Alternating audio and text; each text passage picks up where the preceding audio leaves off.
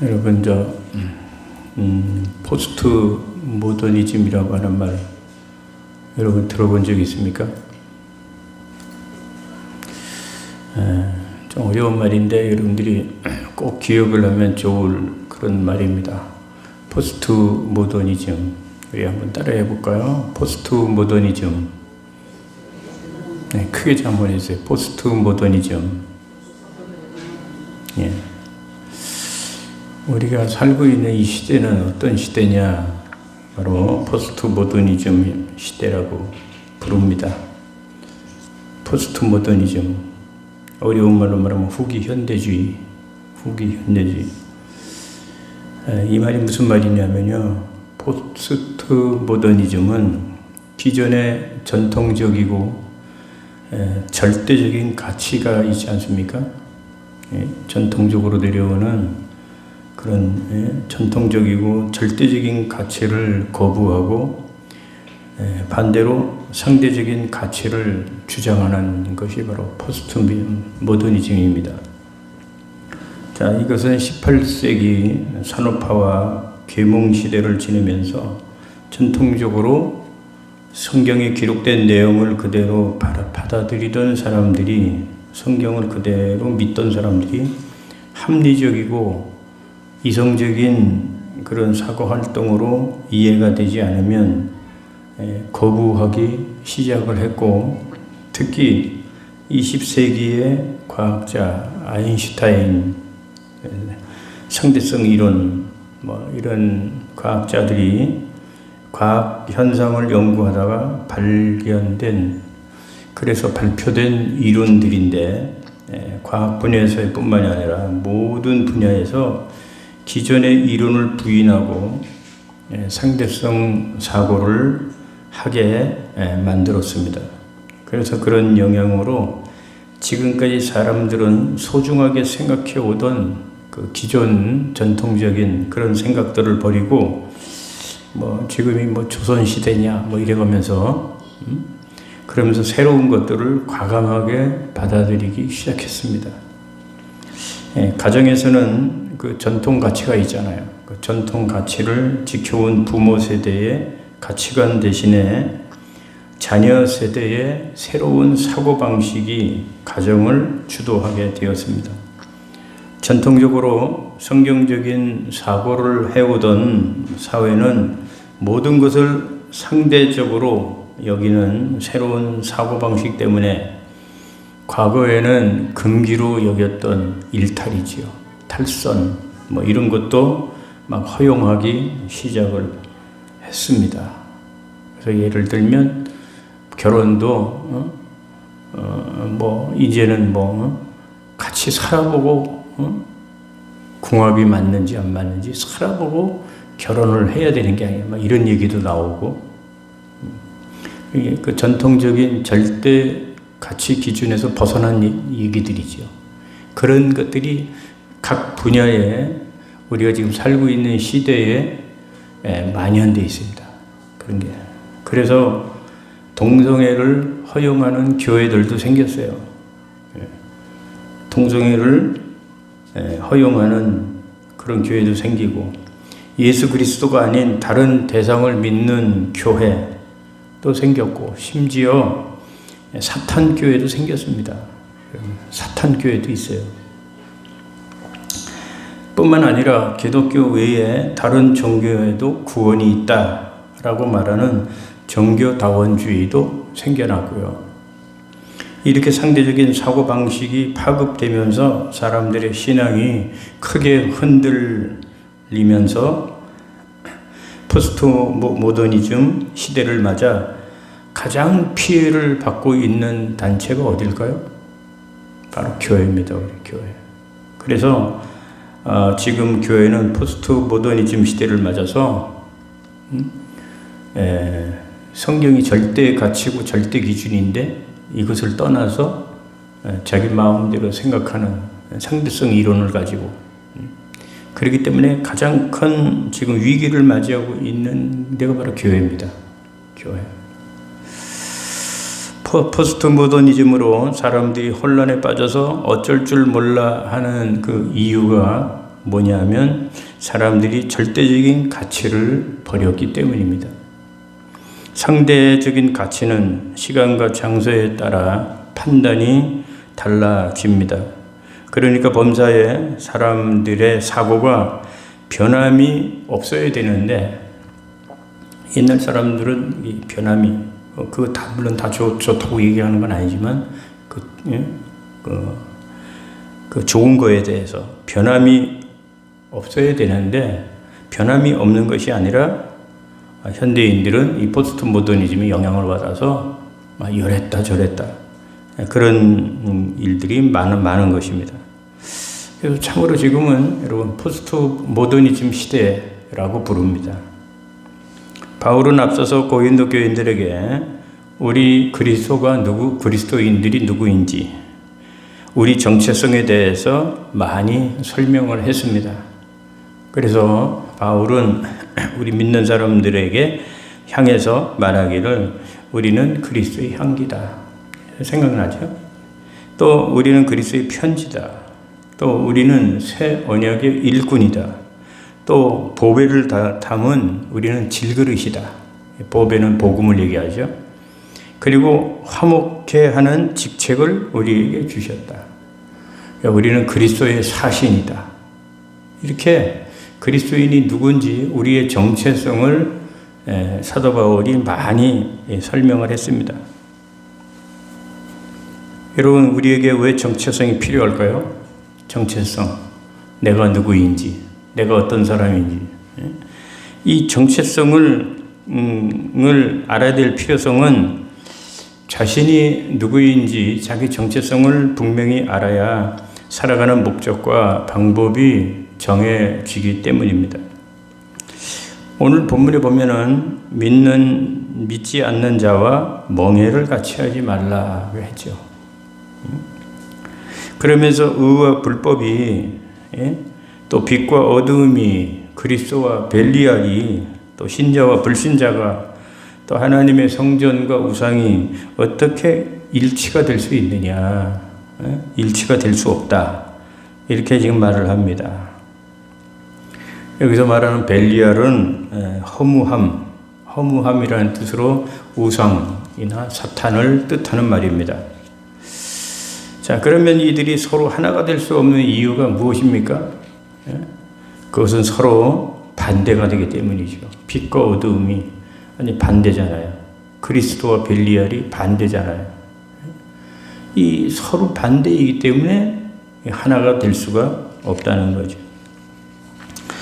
예를 들면 여러분 마르크스 레닌의 사상을 따르는 공산주의는 사람이 아닌 유물론을 기본 가치로 삼습니다. 사람이 아닌 유물론, 물질을. 그래서 공산주의는 무신론이죠. 그리고 무신론을 중시하고 사람은 중시하지 않습니다.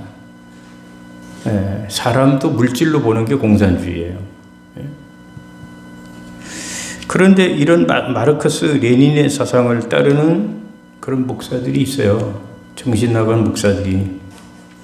그들은 성경을 마르크스 레닌식으로 해석을 합니다. 공산주의적 사고로 성경을 해석한단 말이죠. 자, 이것을 무슨 신학이라고 하냐면은 여러분 이것을 바로 해방신학 들어봤죠? 민중신학. 이게 레닌 마르크스 사상으로 신학을 해석하는, 성경을 해석하는 이런 데서 나온 해방신학입니다. 이런 사람들은 북한의 종교와 같은 그런 주체사상, 북한의 주체사상을 공부하고 또 친북, 종북성을 가지고 있습니다. 여러분, 과연 이런 사람들이 예수님을 믿는 사람들일까? 여러분, 의심하지 않을 수가 없죠. 사탄을 숭배하는 프리메이스라고 하는 목사가 있는데요. 사탄을 숭배하는. 이제 이 사람에게 목사라고 하는 것, 신학자라고 하는 것은 하나의 그 위장 전술일 뿐입니다. 이 사람은 신분을 위장할 수 있지만 추구하는 목표는 감추거나 위장할 수가 없습니다. 그러므로 무슨 일을 하고 있는지, 누구를 가까이 하고 어떤 일을 하고 있는지 하는 것을 살펴보면 그 사람의 정체성을 우리가 알 수가 있는 겁니다. 이렇게 옳고 그름을 판단할 기준이 없으면 상대적으로 생각할 수밖에 없고, 어떤 것이 옳고 어떤 것이 그른지 판단할 수가 없게 됩니다. 절대 기준이 없으면. 그렇기 때문에 사람에게 절대 기준이라는 게 필요한 거죠. 절대 기준. 그런데 여러분, 절대 기준이 있는 종교와 절대 기준이 없는 종교는 완전히 다릅니다. 완전히. 그래서 기독교는 하나님께서 우리에게 믿음으로 구원을 얻는 복음을 설명해 주는 이 성경이 있잖아요. 성경. 기독교에는 그 성경이 뭡니까? 바로 절대 기준이죠. 성경이 절대 기준입니다.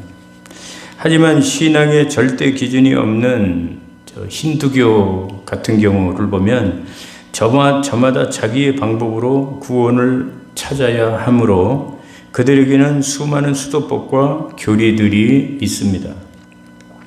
그들에게 힌두교에 절대 기준이 없으므로 누구도 어떤 방법이 옳은지 판단할 수가 없는 거예요. 그래서 다른 사람의 방법도 존중해야 되고 서로 배우기 위해서 대화해야 한다고 말합니다. 이런 태도를 체계화한 것이 바로 종교다원주의. 기독교만 종교냐? 기독교에게만 구원이 있냐? 아니다. 다른 종교에게도 구원이 있고 다른 종교도, 모든 종교는 다 똑같다. 지금 현대 신학 사상 중에 가장 지금 이렇게 활동하고 있는, 많이 퍼지고 있는 종교다원주의입니다. 그리고 종교 간의 대화. 자, 이 모든 게 따지고 보면 사실 힌두교에서 나온 거예요. 힌두교에서. 절대 기준이 없는 힌두교에서. 우리 기독교는 성경이 있기 때문에 절대 기준이 있는 종교죠. 그리고 여러분, 이런 일에 힘쓰는 구체적인 국제적인 기구가 있는데, 여러분, WCC입니다. WCC 많이 들어봐서 알죠? 예? 결론부터 말씀드리면 이 WCC의 한국교회가 거의 다 넘어가서 이 한국교회를 망친 게 바로 WCC입니다. 근데 아직까지도 이 WCC가 좋은 단체인 줄로 그렇게 분별을 못하는 목사들과 성도들이 있어요. WCC는 세계교회 협의회, 세계 모든 교회는 하나가 되어야 된다. 그래서 그 교회 일치 운동을 하는 에큐메니컬 운동을 하자고 하는 그런 단체입니다. 말만 들어도 좋은 일을 하는 그럴싸한 단체 같이 보이죠. 이 WCC가 세계교회가 하나가 되자는 슬로건, 제목만 보면 얼마나 그럴싸하고 좋은 겁니까?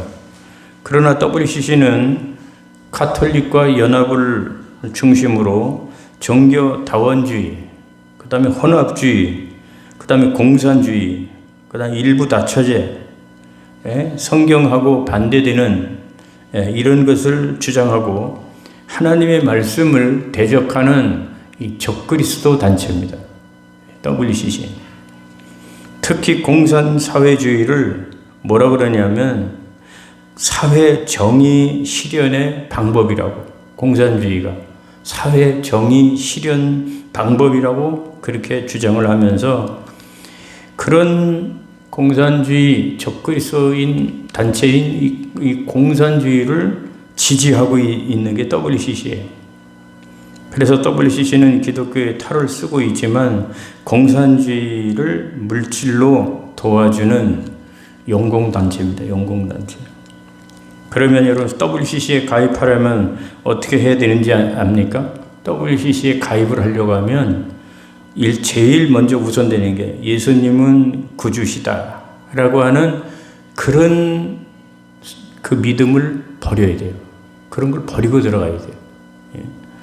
그런데 이런 활동하는 목사를 국제적으로 활동하는 실력 있는 목사라고 착각하는 그런 성도들이 많습니다. 그들은 영어를 잘할 뿐 분별력이 없는 거죠. 그러면 이런 일에 협조하고 참여하는 것이 과연 예수님을 믿는 사람일 수 있을까 하는 그런 의문이 우리는 들 수밖에 없습니다. 지금 WCC에 가입하고 있는 교단이나 단체는 장로교의 통합측, 대표적인 교단이 통합측, 이 WCC에 가입되어 있는 교단이에요. 그 다음에 감리교도 그렇고요. 대한성공회, 기장측 장로회, 그 다음에 NCCK, 한국기독교교회협의회, NCCK. 중요한 거니까 여러분 기억을 해 두시면 좋습니다. 그 다음에 유명한 월드비전, 기아대책, 그리고 한국대학생선교회 유명한 CCC. 제가 유명한 것만 지금 적어봤는데 한국의 한 70% 되는 교단이 여기에 다 들어가 있어요. 우리 고시는 여기 안 들어가 있습니다. 이 외에도 수도 없이 많습니다. 이 WCC가 한마디로 한국 교회를 망쳤어요. 한국 교회를. 자, 이런 포스트 모더니즘 현상, 포스트 모더니즘 현상으로 일어나는 일들이죠. 포스트 모더니즘 현상은 한마디로 절대 기준이 없기 때문에 그래요. 절대 기준이. 그러면 세상에서는 절대 기준이라는 게 결코 없단 말입니까? 아니죠. 하나님이 우리에게 이런 일이 생기지 않도록 절대 기준을 주셨는데 그것이 뭡니까? 바로 하나님 말씀 성경입니다. 성경은 그래서 진리고 성경은 절대 기준. 절대잖아요, 절대. 예수 그리스도를 통해서만이 구원을 받는다. 절대 진리고 절대 기준입니다. 주일날 어떻게 해야 되지? 주일날 놀러 가야 되나? 주일날은 하나님의 성일이니까 하나님 교회 나가서 예배를 드려야 된다. 절대 기준입니다. 근데 절대 기준이 없으면 어떻게 해야 될지 모르는 거죠. 주일날 야 놀러 가자. 주일날 야 잠이나 자자. 이렇게 되는 거예요. 근데 우리는 절대 기준 성경이 있는 겁니다. 상대적인 사고를 하는 세상 사람들의 가치관을 기준으로 삼는다면 상황에 따라서 판단이 달라질 수밖에 없습니다. 그래서 세상 사람들, 절대 가치가 없는 그런 세상 사람들은 끊임없이 우왕좌왕하죠. 어떻게 하지? 이럴 때 어떻게 하지? 절대 가치가 없으니까, 절대 기준이 없으니까. 그러나 우리 하나님을 믿는 사람들에게는 하나님 말씀이라고 하는 성경의 절대 기준이 있기 때문에 우리는 정말 성경 말씀대로만 살면 흔들리지 않고 우리가 올바르게 살 수가 있는 겁니다. 여러분, 로마 캐톨릭 교회는 천주교 여러 종교들의 가르침을 혼합해서 만든 그런 혼합 종교입니다. 그래서 불교에서 좋은 거, 천주교에서 막 목주도 있고 향도 피우고 불교하고 연합을 해가지고 너희들 좋은 거 같고 우리들 좋은 거 이 장점만 해서 그런 좋은 종교를 만들자 해가지고 불교 뭐 천주교 뭐 힌두교 뭐 다 유교 다 해가지고 좋은 것만 만들었다고 하는, 그래서 캐톨릭은 천주교는 혼합 종교입니다, 여러분. 성경을 그대로 믿고 행하는 종교가 절대 아닙니다. 그들에게는 성경이 유일한 기준이 아니라 캐톨릭의 전통과 교황의 말이 기준이기 때문에 그들은 성경과 다르게 믿고 있습니다. 그래서 종교개혁자들은 예수 그리스도를 믿는 신앙을 회복하는 방법은 오직 성경대로 믿고 행하는 것밖에 없다라고 종교개혁자들은 그렇게 강조를 했습니다. 자, 그러면 오늘 본문으로 돌아가서 우리가 거룩하게 구별되게 살아야 되는 그런 말씀을 오늘 본문에서 하고 있는데, 우리가 구별되게 깨끗하게 우리가 그렇게 살아야 되는 이유가 뭘까요? 거룩하게 깨끗하게 살아야 되는 이유. 두 가지를 말씀하고 있어요. 오늘 본문에서. 첫째는 우리는 하나님의 성전이기 때문이라는 겁니다. 우리가 뭐라고요? 하나님의 성전이기 때문에. 우리 16절 상반절만 봅시다. 상반절. 16절 상반절만. 시작. 하나님의 성전과 우상이 어찌 일치가 되리요? 우리는 살아계신 하나님의 성전이라. 우리는 살아계신 누구의 성전이요? 하나님의 성전이래요. 예수를 믿는 하나님의 성전. 우리의 몸이 하나님의 성전이라는 말씀을 제일 먼저 한 사람이 누굽니까? 성경에서? 바로 예수님이죠.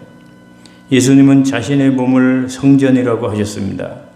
그러면 우리가 하나님의 성전인 이유가 뭘까요? 성전인 이유가 우리 속에 누구를 모셨기 때문일까요? 하나님의 영, 성령. 하나님의 성령이 우리 안에 있기 때문에 우리는 하나님의 성전이라는 거예요. 우리가 예수님을 구주로 영접하고 믿을 수 있는 것은 우리 안에 성령님이 계시기 때문입니다. 여러분, 성전의 특징이 뭘까요? 성전의 특징. 그것은 바로 깨끗함이죠. 거룩함입니다. 그래서 저는 우리 교회 눈에 보이는 이 성전도 이렇게 막 너저분하고 막 정리가 안 돼 있고 막 이게 막 냄새가 나고 창고 같고 막 이런 거 보면 너무 속상해요. 뒤에 커튼도 좀 이렇게 바르게 하고 항상 성전은 누가 와서 보더라도 정돈이 되어 있고 깨끗하고 그래야 여기 계속 들어오고 싶은 마음이 있는데 그런 마음이 듭니다. 성전은 깨끗해야 되기 때문에 깨끗해요. 만약에 성전이 더럽고 불결하고 지저분하면 하나님 성전에 하나님께서 임재하시질 않죠. 마찬가지로 우리 성도들도 주님이 거하는 성전이기 때문에 우리 성도들은 영적으로, 윤리적으로, 도덕적으로 깨끗한 생활을 해야 되는 것입니다. 세상과 타협하지 않는 불굴의 신앙도 가져야 되고, 그런데 우리가 주님이 거하시는 성전인 것을 모르고 성도들이 깨끗하고 정결한 삶을 살지 아니하고 날마다 더러운 죄악된 생활을 한다면 우리 하나님 성령께서 우리 안에서 근심하는 거예요. 기뻐하시지 않는 거예요. 그래서 우리가 정결하고 깨끗하고 의롭고 바르게 사는 그것이 하나님의 뜻이란 말이죠. 또 하나님은 어떤 분입니까? 구별하시는 분이죠. 구별하시는 분. 그래서 성전에서는 구별이 철저합니다. 제사장과 레위인, 일반인의 그 역할 구별이 철저합니다. 우리 교회에서도 목사가 할 일이 있고, 영역이 있고, 또 권사님들의 영역이 있고, 또 집사님들의 영역이 있고, 성도들의 영역이 있고, 이 구별이 확실해야 되는 거예요. 이런 것 때문에 이제 부딪히고 그러면 교회가 시끄러워지는 거예요. 성전 공간도 구별이 철저합니다. 성경을 보면 이방인의 뜰, 또 여인의 뜰, 그 다음에 이스라엘의 뜰, 또 제사장의 뜰, 이렇게 성전 공간도 아주 구별이 뚜렷하죠. 제물로 쓰이는 동물, 짐승들도 흠이 있는지 없는지 철저하게 구별을 했습니다. 흠이 없는 거 가져올 수가 없죠. 그러므로 성전의 구별처럼 우리 자신을 성전으로 하나님께 구별하고 또 구별된 삶, 세상 사람들하고는 다른 삶, 말도 다르고 행동도 다르고 목적도 다르고 살아가는, 이것이 바로 거룩한 거죠. 거룩한 삶입니다. 우리는 하나님의 성전이기 때문에 하나님의 성령을 우리 몸에 모시고 사는 하나님의 성전이기 때문에 우리는 정결하고 깨끗하고 거룩한 하나님의 자녀가 되어야 된다. 두 번째 이유가 뭘까요? 오늘 본문에서 우리를 구별되게 살아야 되는 두 번째 이유는 우리가 하나님 백성이기 때문이라는 거예요. 누구의 백성이요? 하나님의 백성이기 때문이라는 거예요. 우리 16절 하반절 우리 읽어봅시다. 이와 같이, 거기서부터요. 시작. 이와 같이 하나님께서 내가 저희 가운데 거하며 두루 행하여 나는 저희 하나님이 되고 저희는 나의 백성이 되리라. 여기 보면 우리는 하나님의 백성 아닙니까? 그죠? 하나님의 백성. 하나님의 백성은 하나님의 백성이 아닌 사람들과 다릅니다. 그래서 우리는 구별된 생활을 우리는 해야 되는 거죠. 하나님의 백성이 아닌 사람들처럼 똑같이 담배 피고 술 먹고 방탕하고 더러운 생활을 하면은 그거는 안 된다 이거죠. 자, 17절 18절을 봅니다. 한번 보겠습니다. 시작. 그러므로 너희는 그들 중에서 나와서 따로 있고 부정한 것을 만지지 말라. 내가 너희를 영접하여 너희에게서 아버지가 되고 너희는 내게 자녀가 되리라. 전능하신 주의 말씀이니라. 너희는 그들 중에서 나와서 안 믿는 사람들, 그들이 하는 그런 더러운 방탕하고 술 먹고 담배하고 이런 더러운 주잡스러운 그런 가운데서 나와라 이거예요. 죄악된 생활, 죄를 밥 먹듯이 떡 먹듯이 하는 그런 세상 사람들의 그런 더러운 삶에서 같이 있지 말고 나와라 이거죠.